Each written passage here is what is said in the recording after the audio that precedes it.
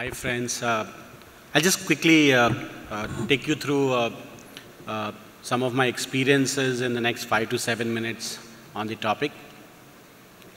I have around 21 years of experience, out of which first 13 years after my MBA I spent with Madura Garments. We built brands like Louis Philippe, Van Heusen and Allen Solly. And bulk of my recent experience I've been working with Tommy for last 8 years now. On the first part, when I was working with Madura Garments, I think a lot of emphasis on branding was in terms of mass media advertising. So we would spend a lot of time creating the ad campaign, releasing the ads, getting a full page color ad in Sunday Times of India then was a big thing in our life. So that's how we used to build the perception about our brands, Louis Philippe, Van Heusen, Allen Solly and all those brands. There's one incident that triggered my thought process and I want to share with the audience here. We were trying to license our small leather goods, belts for example. And we had an entrepreneur in Bangalore who came to make a pitch for belt business of our brand, Louis Philippe, Van Heusen. And he said, okay, I want to understand what the brand, who's the consumers, what does the brand stand for. And as always, we had this fancy presentation from the ad agencies. We could share, we forwarded all the mails, and this guy came back, he was an entrepreneur. He said, yaar, samajh mein nahi aata hai yaar. It's all very fancy language and it's all advertising lingo, but yaar, apne ko samajh mein nahi aata hai. So I said, you tell me what can I do to help you understand the brands. So he said, let's go to the store. So we had a store on Brigade Road of a brand called Allen Solly. So he said, can I go to your store on both the Saturdays, Sundays and stand there and talk to the customer? I said, I don't have a problem as long as consumers don't have a problem. Don't bother, don't force them. If they don't want to talk, don't talk. He said, fine. He came not just his pen and paper, he came with a camera. Then whenever the customer was shopping, we had an actual carry bag in hand, he would go and talk to him or her saying, can I take a picture? A lot of them said, why? They said, no, I'm just trying to understand. So over 2 weekends, on 4 days, he took some 20-odd pictures of consumers who actually bought our brands, had the carry bags in their hand, and asked some simple question, where are you staying, what do you do? After that, he made a collage of all those consumers and came back to my office. He said, ab sab samajh mein aata hai. I understand your brand now. All the flowery language of the ad agencies and the ad campaign that I showed him, he didn't understand the brand. But just looking actually the picture of those customers, their few questions where they were staying, what they do, why they were shopping, he understood a lot of that. That triggered my insight. I think maybe the answers are in the store and not necessarily in the newspaper. Then coming to the current assignment, I work with Esprit or Benetton in Hong Kong or now in Tommy. Especially Tommy, what we have always done is that focus on the execution, focus on the service aspect. Now why we did that? When Tommy Hilfiger got launched in India in 2004, this is the 10th year of operation in India, brand was already known to the Indian consumers.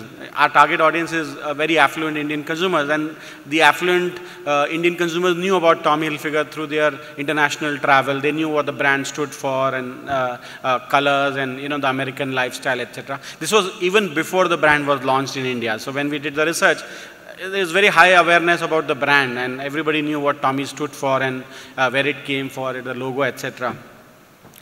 Then people had a sense on the personality of the brand also. Then the focus we said is on execution because consumers know they already have experiences about the brand, but we should make sure they get the same experience here in India with all our challenges. And that's why we came with this simple philosophy, said, like New York, like London. Something what Rajesh also mentioned, maybe in his case like Paris. So we had this mantra called like New York, like London. What basically it meant is the consumer should get the same experience as he or she would get in London or in New York.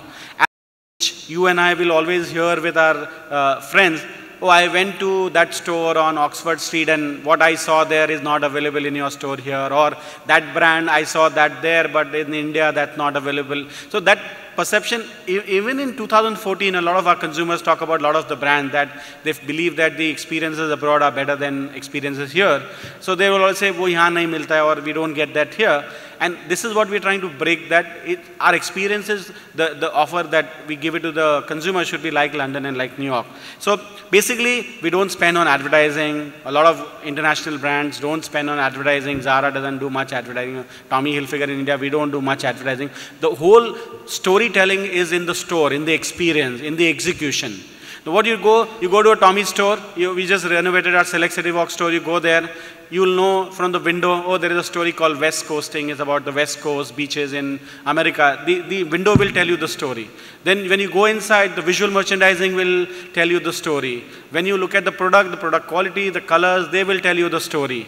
The way the visual merchandising, both in terms of the styling, the folds, the props kept inside, they will tell you the story. The product quality will tell you a story. The staff, the way they are dressed, the way they appear, the way they service you will tell you the story. So there is a consistent storytelling here, which is about execution and actually giving a service, which is what the consumers will get in New York and London. It's not been easy, frankly. We are internally quite happy and proud, but I still remember when we were launching with one of the national chain of department store, and we said, our staff will look like this, because that's how they look in London and New York. But that department store, I don't want to name the department store, but they had rules. They said, a woman's staff cannot wear more than 3 rings in the fingers. I said, why? Why can't she wear 6 rings if she wants to wear? In the same ring, same finger, she can wear 3 rings. He said, no, that's our HR policy. So we had to fight that policy. They had a rule that, okay, somebody cannot wear very low waist jeans because that's not appropriate. We are a family store. But I said, but that's my brand. If you want my brand, that's what he or she will wear it, because that's how they wear it in London and New York. And they said, your staff cannot have tattoos, for example. These are all written down policy in a fashion industry. So we had to break those mindset. We had to fight with those guys and said, no, we want to give the same experience in London and New York. Otherwise, they will not buy in the Indian department store. They'll continue to buy in Selfridges in London. So some of those things we had to sort of fight. But finally, we, in last 8 years, 10 years in India, we've been able to give an execution, a service which is more or less, I would still not say exactly like some of the best markets in the world, but at least we are making an honest attempt to give that service, and that's what the brand is. You don't see advertisement, you don't see talk about it, but what hopefully the consumer gets to see is the experience about the brand called Tommy Hilfiger.